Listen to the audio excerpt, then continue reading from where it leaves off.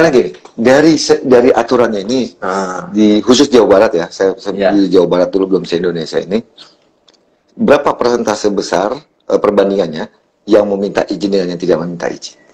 Kalau yang meminta izin dapat terukur, karena ada surat permohonan. Yang tidak meminta izin tidak dapat terukur. Kalau nggak dari jumlah permasalahan yang ada, kita nggak akan pernah tahu yang di luar dimohonkan itu ada nggak yang mereka berperkara dan dimohonkan oleh aparat penegak hukum. Mungkin ada. Lolos begitu saja.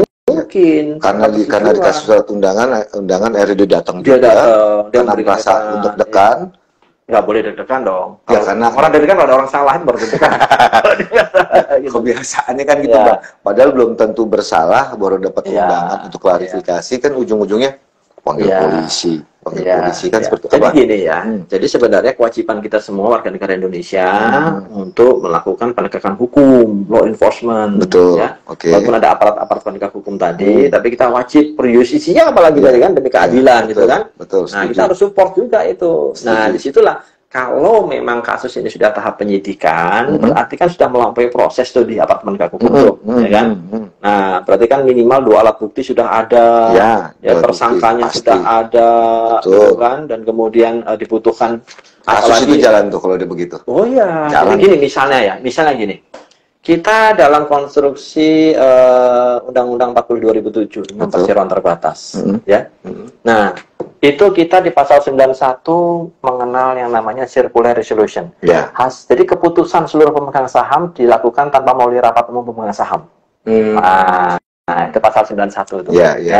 Nah, di situ misalnya. Artinya apa? Notaris dapat membuatkan suatu surat akte pernyataan hasil keputusan di luar rapat. Berdasarkan para pemegang saham yang saling setuju dan menuangkan persetujuan itu dalam bentuk sirkuler. Sepakat dulu dong. Sudah sepakat nih mereka. Kalau ada kesepakatan 100%, harus 100%. Kalau kurang satu nggak bisa. Nggak bisa. 100% dari 7 1 misalnya PT itu ada 7 pemegang saham. Mereka akan mengambil suatu keputusan. Oke, sepakat menjual objek atau menjaminkan objek perseroan kepada pihak kreditur, gitu kan? Nah, 7-7-nya ini pemegang saham harus wajib ceritanya. Ketentuan anggaran dasar dan ketentuan itu ada mekanismenya kan? Nah, kalau pasal 91, 7-7-nya harus tanda tangan semuanya ini. Mau dimanapun keberadaan mereka, ya. Nah, kemudian hasil keputusan ini dapat dituangkan dalam bentuk akte otentik di hadapan notaris berupa pernyataan keputusan di luar rapat. Sirkuler. Nah, berarti kan ada suatu dokumen yang ditandatangani oleh para pemegang saham sebagai dasar lahirnya akte otentik. Ya kan? Nah, kemudian ternyata dalam dokumen ini ada unsur pelanggaran pasal 263. Dokumen palsu. Iya, pemalsuan. Tanda tangan salah satu pemegang saham dipalsu misalnya. Ya kan? Nah, kemudian ada pasal 266-nya. Bukannya kalau menandatangani itu kan harus berhadapan dengan notaris? Enggak, yang di bawah tangan ini. Yang di bawah tangan. Dasar ini yang dibuatkan aktenya itu. Tapi di sini ternyata menghadap kepada notaris. Karena membawa surat kuasa. Pak notaris berdasarkan circular resolution, di mana diberikan keputusan oleh para pemegang saham, kami diberikan kewenangan menghadap kepada notaris. Ini surat kuasanya. Menuangkan hasil keputusan para pemegang saham secara sirkular ini tadi. Ya kasarnya ini surat kuasanya Pak Notaris. Ini hasil keputusan kesepakatan kami bersetuju. Padahal di salah satu tanda tangan itu ada palsu misalnya. Notaris tidak bersalah. Oh enggak. Tapi kan ada barang bukti di situ. Notaris tidak salah. Sekarang ada pihak yang hadir kepada notaris, bawa suatu dokumen, ternyata itu deliknya 263, 266 pada akhirnya. Wow. Ya kan? Nah, lahirlah suatu akte ini, pernyataan ini tadi ya. Karena merasa data-data lengkap. Secara notaris kan formal. Kita buatkan aktenya. Perlidennya terpenuhi, direksi hadir dan menghadap. Yang menghadap memang direksi. Betul, ada surat kuasanya pula lagi. Ada juga keputusan dari pemegang saham tadi yang memberikan kewenangan dia untuk menghadap notaris. Surat kuasa tadi kan. Yang tertuang dalam hasil putusan sirkuler dituangkan. Nah, ada. Oke kan? Nah, ini kan sirkuler tadi kan sebagai dasar lahirnya pernyataan. Maka asli dokumen ini dilekatkan dalam minuta kita. Betul. Ya. Jadilah alat bukti penyidik. Nah, ini dicari, makhluk ini yang dicari. Betul. Perbuatan penipu pemalsuannya di mana? Oh, ada di situ tanda tangan itu kan harus dibuktikan. Bahkan melalui forensik. Betul. Ya, forensik itu di sini puslapor forensik itu disentul ya di Mabes Polri. Betul, tidak tanda tangannya itu. Identik orang non identik karena ada aduan. Iya, iya, iya. Ya? Ada merasa dirugikan. Nah, aduan tadi itu tidak serta-merta langsung begitu juga. Ada proses penyelidikan dan penyidikan. Pasti, gitu kan? pasti. Berdasarkan saksi-saksi dan barang bukti yang lainnya, gitu kan. Nah, ini diindikasikan ada itu terjadi tuh pemalsuannya di situ, gitu kan. Ini kan dibutuhkan. Ini yang namanya pro justisia. Kita harus mendukung pro justisia.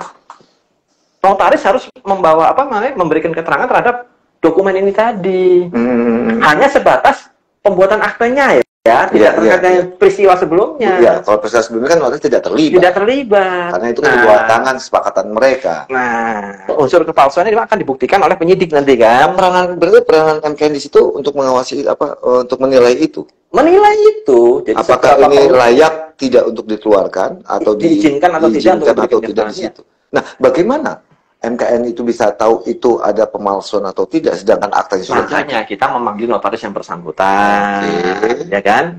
Nah, jadi sebelum diizinkan atau ditolak, yang bersangkutan kita panggil. Cek dokumen, cek and recheck dokumen tadi, diperiksa dulu, ya, nyambung tidak, ini linear tidak, ini permasalahannya, gitu kan? Contohnya, seberapa perlu keterangan notaris memberikan keterangan pada penyidik, gitu loh, ceritanya. Nah, cuma dalam hal ini kadang-kadang teman-teman tuh merasa orang yang berbuat salah kita kebawa-bawa, itu sudah konsekuensi hukum. Resiko jabatan ada di situ. Jadi nggak usah khawatir sebenarnya. Nah, ini yang perlu secara teknis pelaksanaan MOU tadi.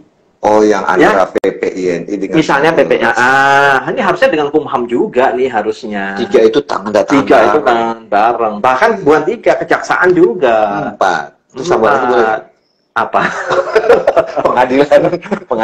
Kalau pengadilan ya ada Departemen Kehakiman kan gitu tadi ya.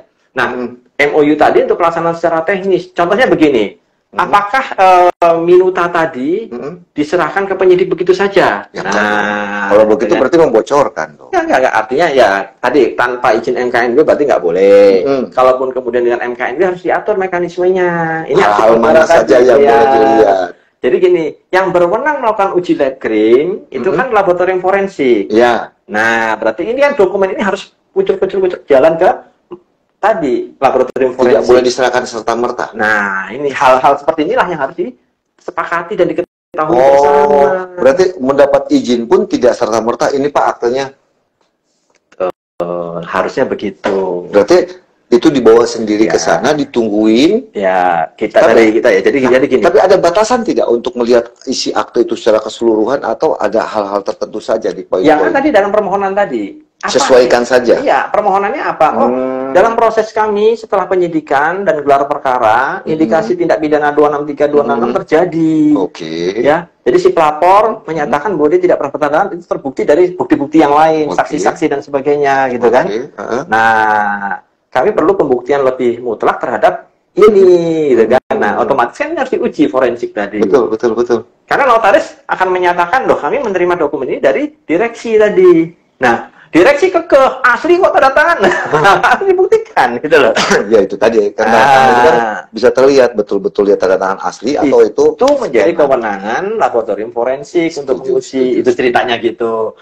Nah, kalau kita bicara perlindungan hukum secara preventif, ini maksudnya seperti itu. Pasal 66 itu. Itu, ya, tadi kaitannya ke sana. Jangan nggak ada hubungannya ujuk-ujuk notaris dipanggil mau diperiksa misalnya.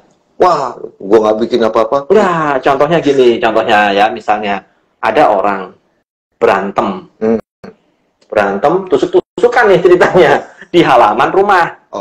Ya kan? Rumahnya milik si A misalnya. Terus notarisnya dicari, bener nggak si A ini pemiliknya, bener nggak ini sertifikatnya nama si A? Karena AJB-nya dulu sama si notaris A misalnya gitu. Jadi, bisa lari kemana-mana itu nanti. Nah, artinya tuh kita menguji hal-hal seperti ini. Notaris sudah deg-degan dulu. Aduh, pembunuhan ada apa urusannya apa Mak? Jangan-jangan ditusuk-tusukan rebutan waris. Rebutan waris. Tapi bisa terjadi, itu bisa terjadi ya. Dan karena kan begini, dalam proses penyidikan tadi kan legal standingnya bagaimana itu penyidik yang ngejar. Siap, betul. Si ahli waris merasa dia punya hak. Si A yang ribut sama si ahli waris merasa punya hak, apa dokumennya dan sebagainya gitu kan ceritanya. Nah, sejauh mana anggota khusus Jawa Barat itu memahami hal ini? Waduh, apakah gini ya, terus kalau bicara sejauh mana, Nggak jauh-jauh sih dokter. Udah cepat begini jauh dari mana sih? Orang semeter doang. Itu ukuran apa namanya kuantitatif. Oke. Secara akademik namanya ukuran kuantitatif. Kalau kuantitatif harus ada data konkretnya, jumlahnya berapa. Survei dulu dong. Nah, data primer.